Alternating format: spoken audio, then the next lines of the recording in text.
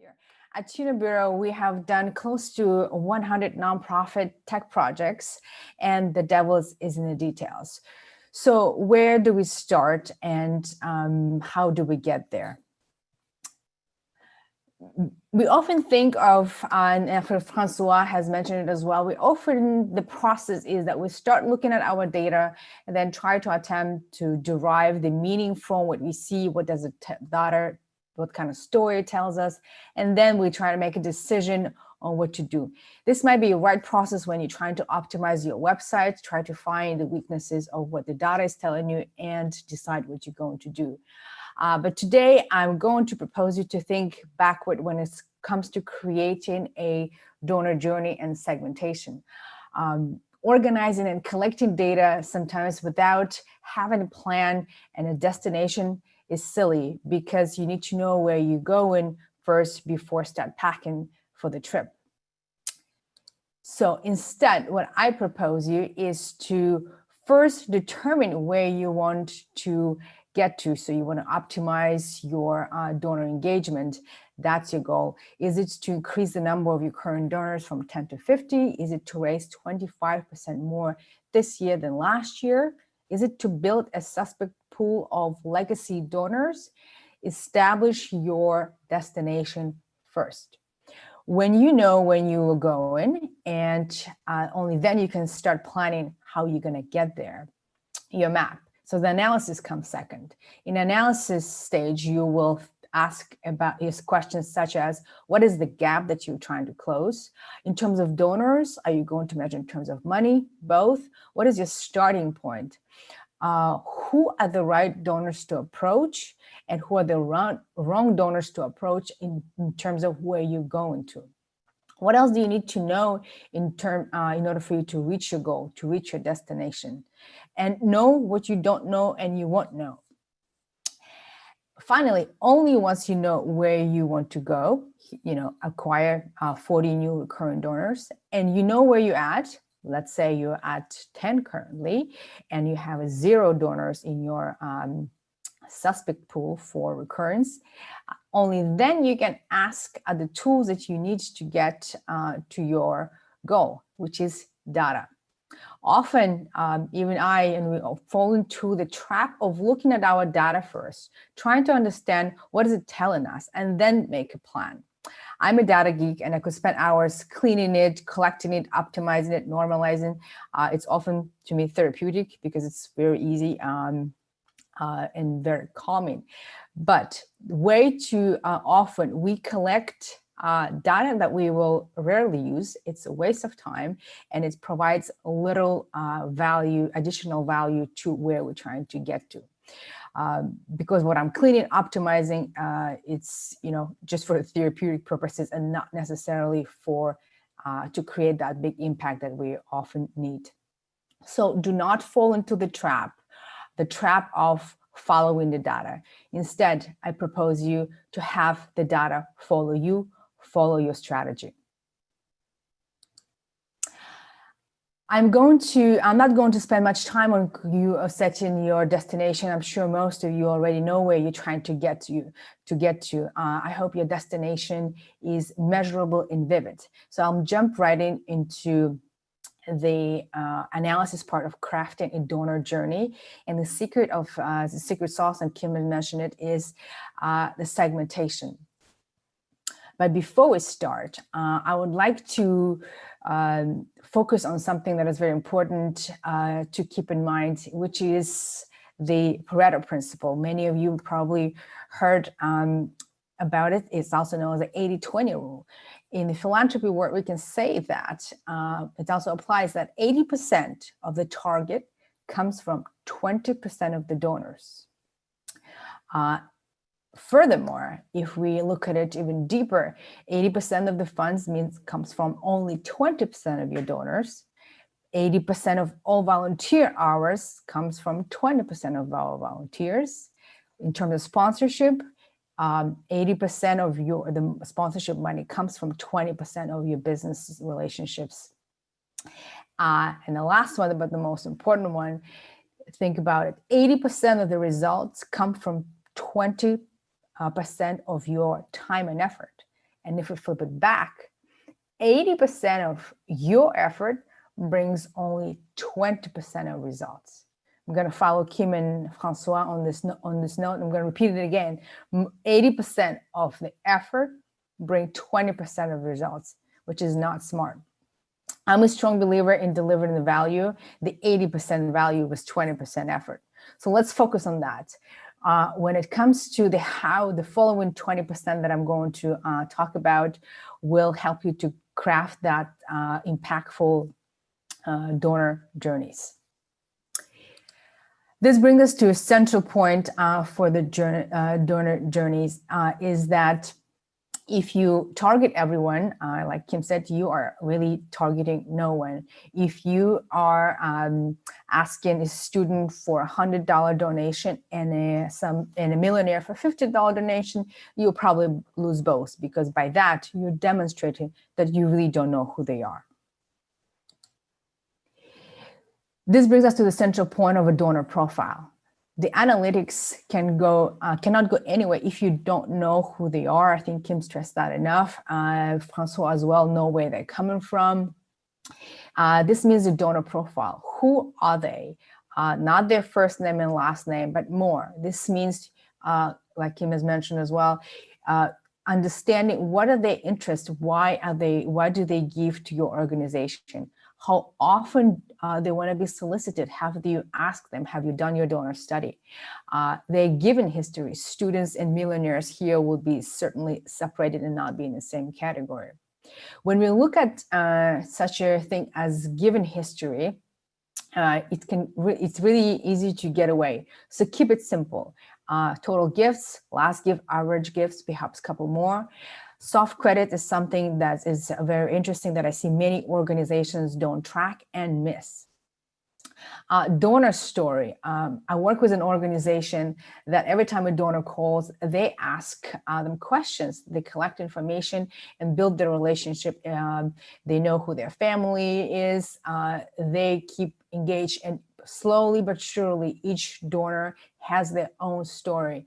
And with that, they're able to craft the engagement strategy that is personalized to that particular donor profile. In Salesforce, our clients have tons of analytics on donors. Given history is rich, and this is just a fraction of what we're able to collect. Do we use all of this information, all this insight to craft our segments, to create our journey? Rarely. Just because you have lots of information, lots of stats, it does not mean you need them all. In fact, there's such a thing as too much data, too many stats, because it becomes overwhelming and you don't know what to focus on. Unless you have an army of analysts, there is such a thing, you don't need 20 metrics. Again, remember the 80-20 rule. Only 20% of the stats carry 80% of actionable insights. So less is more. Here's the 80% that I see used very often and can create an impact for your organization. This shows who is your donor, how much they give, the critical information. My favorite is always to segment and to understand what other roles a specific donor plays for your organizations. So we make sure to not put volunteers who are also donor in the same pool as the rest of our donors that we're prospecting. So once you have that information, it's very easy to segment.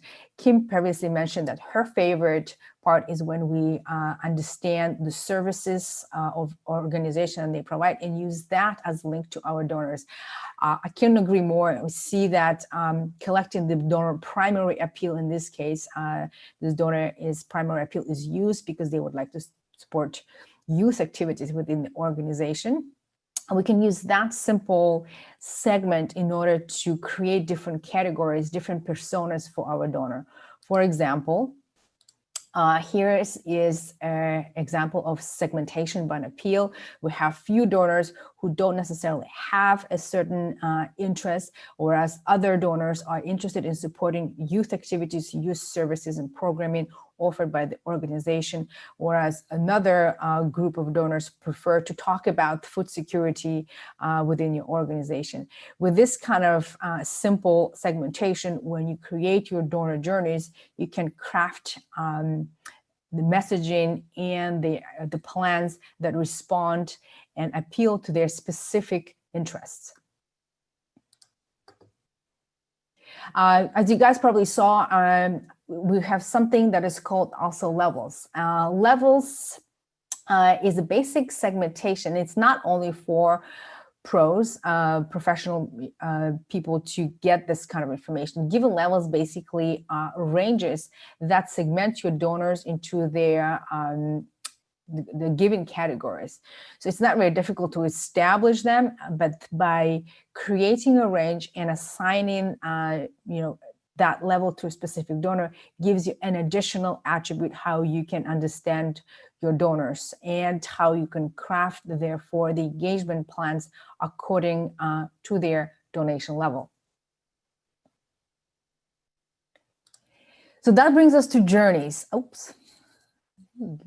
That brings us to journeys. By knowing who your donors are, you can qualify them for journeys. We can take donor a prospect on multiple journeys. The direction and path can change and can cross. When direction changes, so does the way you engage and steward them. The idea is that you move them along their journey, you keep them on the journey, whatever that journey is, as long as you know what is that journey of that donor, and not everybody follows the same path. Your engagement effort will also depend on their level. A potential bronze level annual given donor will have a completely different engagement plan than a donor who's on their journey to be a qualified platinum legacy donor. So the engagement plans will differ, not only depending on where they're going, but also on their level. Here's a quick example how we do it in Salesforce, but it doesn't have to be. A spreadsheet would also do the same, can have the same idea. What you have is a set of journey fields, whatever those journeys are correct for your organizations. You might not be going after the legacy donors, so that journey might not be necessary for your organization.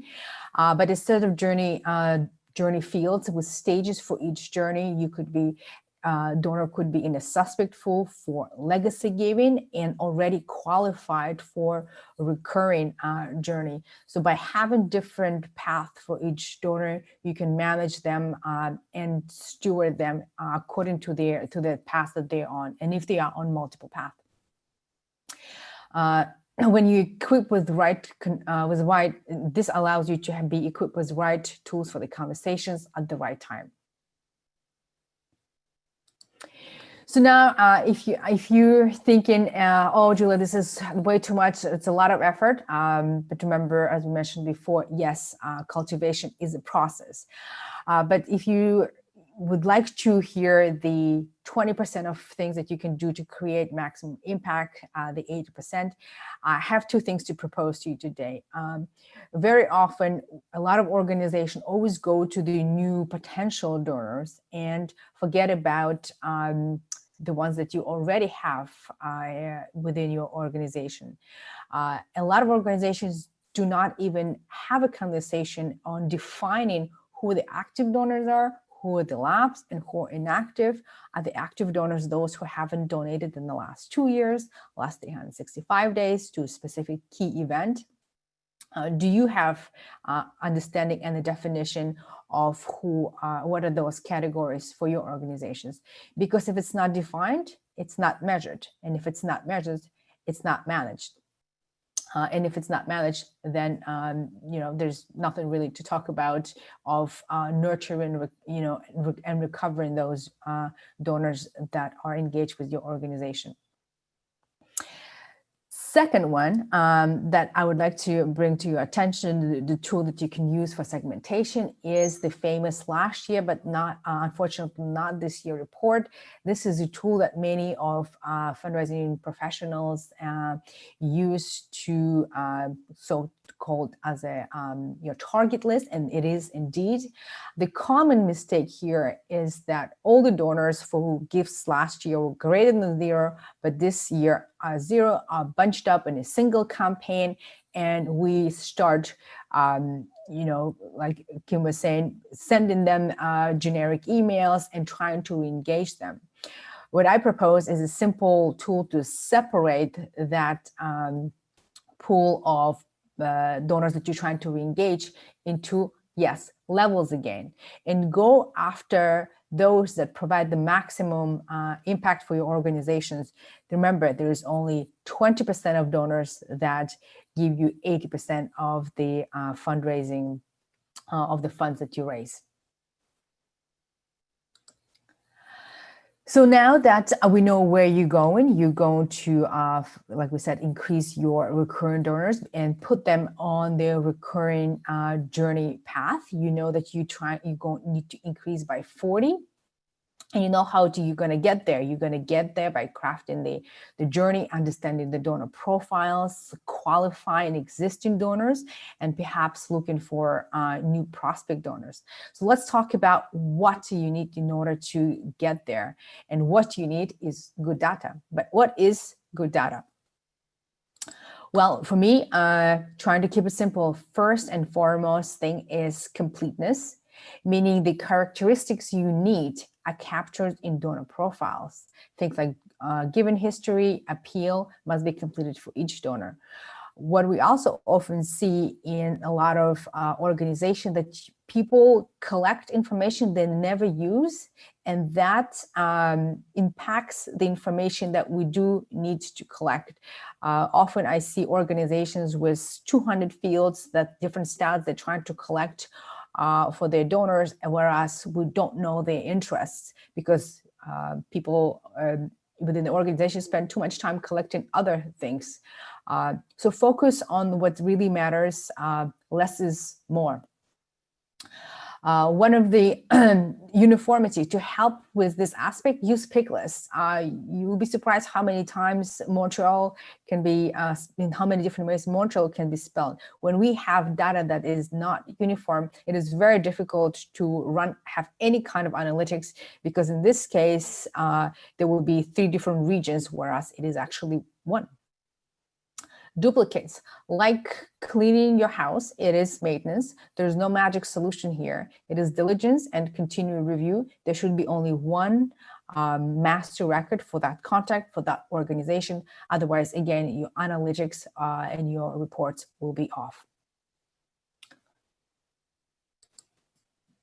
So, and why do we do this? Well, I guess it's obvious, but whenever you can have the most state-of-the-art CRM system like Salesforce, but if you put the garbage, bad data to any system, to any model, your results will be also unreliable, and we will not trust our data. And when we have unreliable data, it doesn't matter what journeys we're on, doesn't matter what kind of analytics we run, we would not be able to get to where we want to get. So again, to summarize, remember where you are going. Start from your destination. How are you going to get there? What kind of questions you need to answer, and then decide on the tools, on the data that in order to get to that information. And keeping it simple. Keeping it simple is very important. There's so many things you could be doing. Focus on the what's most important. And I know that every day we are busy with our day-to-day activities or administrative tasks, and it's not easy to find the time to think about how to get organized, how to create those journeys, how to segment, how to clean your data. But what we can do is to start, putting those thoughts into the action. And the tip is start small, start somewhere. It's a long journey, and what's most important is to get on that journey. In conclusion, just a quick word about Bureau. We help nonprofits to implement tools and manage donors and other processes. No, you don't have to be a big organization to have a world-leading CRM. in your organization. In fact, we specialize in cloud tech for small and medium nonprofits. We'll help organizations that run entirely on volunteers with no full-time staff. And today, cloud technology is relevant more than ever, and it is our goal to bring technology to nonprofits.